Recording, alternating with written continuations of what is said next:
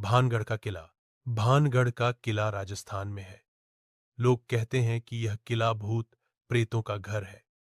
एक कहानी है कि एक सेठ जी ने इस किले में एक तांत्रिक को बुलाया था जो उनकी बेटी को ठीक कर सके। लेकिन तांत्रिक ने किले को ही अपने कब्जे में लेने की कोशिश की। सेठ जी ने उसे मार दिया, लेकिन तांत्रिक ने किले को शाप दिया। लोग कहते हैं कि आज भी उस किले में भूत प्रेत रहते हैं।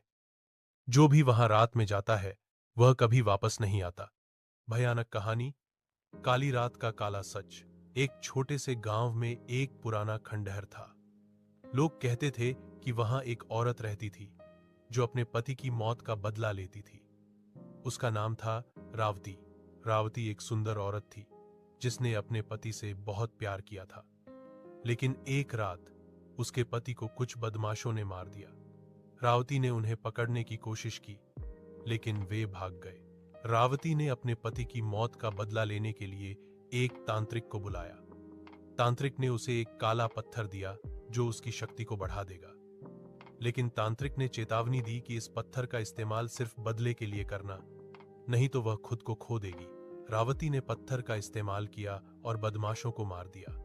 लेकिन जैसे ही उसने उन्हें मारा, वह खुद को बदलने लगी। उसकी आंखें काली हो गईं और उसके बाल सफेद हो गए।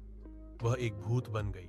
रावती अब हर रात उस खंडहर में रहती थी जहां उसने अपने पति को खो दिया था। वह बदला लेने के लिए लोगों को मारती थी। लोग उसे काली रात की औरत कहते थे। एक रात एक लड़का उस खंडहर में गया। उसने रावती को देखा और डर गया, लेकिन रावती ने उसे नहीं मारा।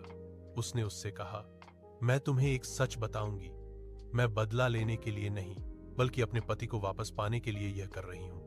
लड़के ने रावती की कहानी सुनी और उसे मदद करने का फैसला किया।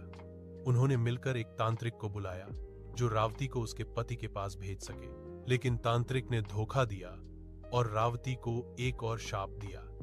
अब रावती हमेशा के लिए एक भूत बन गई जो अपने पति का इंतजार करती है। यह कहानी सुनकर लड़का डर गया